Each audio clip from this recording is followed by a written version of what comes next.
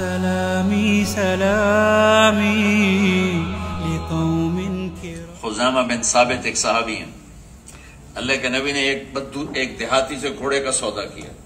سفر میں تھے، طے ہوا کہ مدینے میں پیسے دوں گا چل کے. کہ ٹھیک آپ آگے ہو گئے. پیچھے سے صحابہ ہے، ان کو نہیں خبر کہ یہ سودا ہو چکا ہے. انہوں نے بدو کو گھوڑے کی قیمت لگا دی بہت زیادہ. وہ اس کی نیت بدل گئی. وہ کہنے لگا یا رسول اللہ یہ گھوڑے کے پیسے دو اور گھوڑا لے جاؤ ورنہ میں گھوڑا آگے بیچتا ہوں.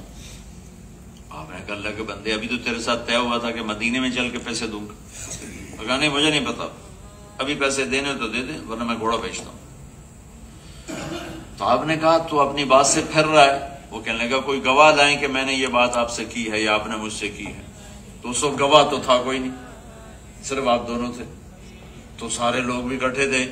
تو اتنے میں حضرت خزیمہ بولے یا رسول اللہ میں گواہی دیتا ہوں کہ آپ نے یہ بات کی ہے کہ مدینے جا کے پیسے دوں گا. تو آپ نے فرمایا تو کیسے کہتا، تو موجود نہیں تھا. کہ یا رسول اللہ جب ہم نے آپ کو سچا مان لیا تو آپ کی ہر بات کو سچا مان لیا. میں گواہی دیتا ہوں آپ نے کہا. تو آپ نے کہا آج کے بعد خزیمہ جس کیس میں پیش ہوگا یہ اکیلا 2 کے برابر گواہ ہوگا. یہ 2 کے برابر اس کی گواہی ہوگی.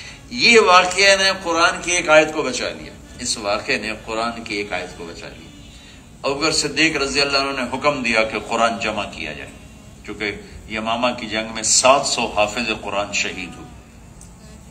تو ان کو خطرہ ہوا کہ اگر ایسا ہوا تو سارا قرآن ضائع ہو جائے گا. تو زید بن ثابت سے کہا قرآن لکھو.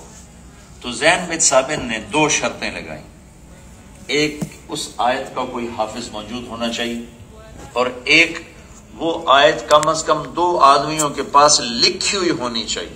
صرف حافظ ہونا بھی کافی نہیں اور ایک کے پاس لکھا ہوا ہونا بھی کافی نہیں. کم از کم 2 آدمیوں کے پاس وہ آیت ہونی چاہیے لکھی ہوئی، اور کسی کو وہ یاد ہونی چاہیے. تو وہ جمع ہو گیا سارا قرآن. سورت توبہ کی آخری آیت جو اتنی خوبصورت آیت ہے، ہر دوسرے تیسرے بیان میں وہ میرے بیان کا حصہ بنتی ہے. لقد جاءکم رسول من انفسکم، میرے نبی کی تعریف ہے.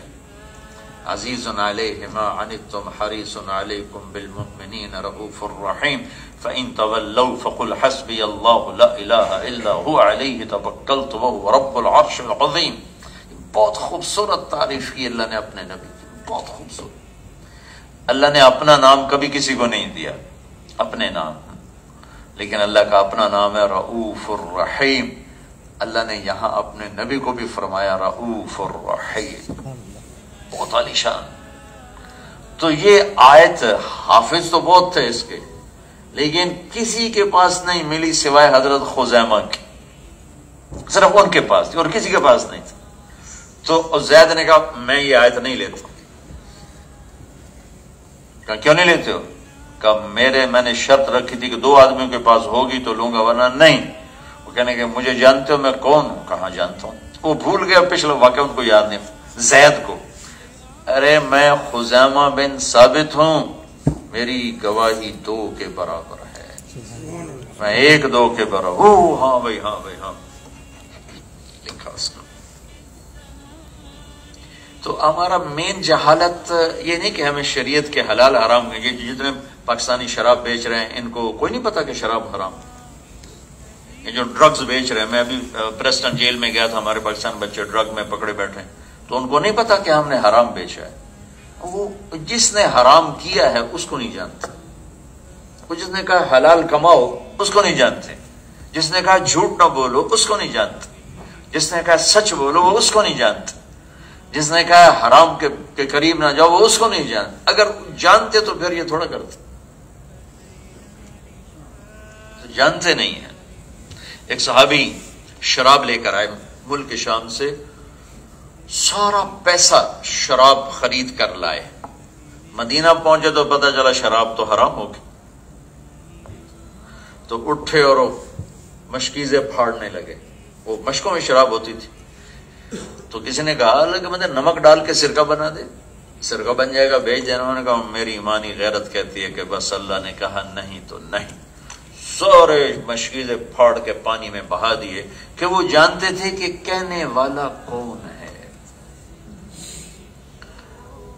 آپ جمعے کی نماز کے لیے کھڑے ہوئے یا کسی اور مقصد کے لیے، ویسے تقریر کے لیے کھڑے ہوئے، تو آپ نے کہا بھائی بیٹھ جاؤ، تو دیوار کے قریب عبداللہ بن رواحہ کا اونٹوں کا باڑا تھا، وہ وہاں صفائی کر رہے تھے، کان میں آواز پڑی بیٹھ جاؤ۔ انہیں پتا ہے کہ مجھے نہیں کہہ رہے، مسجد والوں کو کہہ رہے ہیں، انہیں ادھر پھینکا کئی اور وہاں جا وہیں بیٹھ گئے۔ اور ایک صحابی عبداللہ بن مسعود مسجد میں انٹر ہو رہے تھے، ایک پاؤں اندر تھا ایک باہر تھا، آپ نے کہا بیٹھ جاؤ، وہ وہیں بیٹھ گئے، وہیں بیٹھ گئے، آگے قدم نہیں اٹھا۔ یہ کیوں ہے کہ وہ جانتے ہیں کہ یہ کہنے والا کون ہے، وہ جانتے ہیں کہ یہ روکنے والا کون ہے، اٹھانے والا کون ہے، ہم جانتے ہیں۔ تو اللہ تعالیٰ نے جو پیمانہ بنایا کامیابی ناکامی کا، اس کو آج کیوں نہیں ناپا تولا جا رہا ہے کہ پتہ کوئی نہیں۔ اور کامیابی کا سٹیٹس کیا ہے؟ آگے پیچھے میرے لوگ ہوں، مجھے سلام ہوں، میرا بڑا سٹیٹس ہو، تو میں سکسیسفل لائف ہے میری۔ میرے اللہ نے ایک جملے میں بتا دیا، من یطع اللہ ورسولہ فقد فاز فوزا عظیما۔ کہانی مکا چھڑی ایک جملے سے کہ میرے گولڈن والے بندو، پیارے بندو، جس نے اللہ کی مان کر زندگی گزاری اور اس کے حبیب کی مان کر زندگی گزاری، وہ کامیاب ہو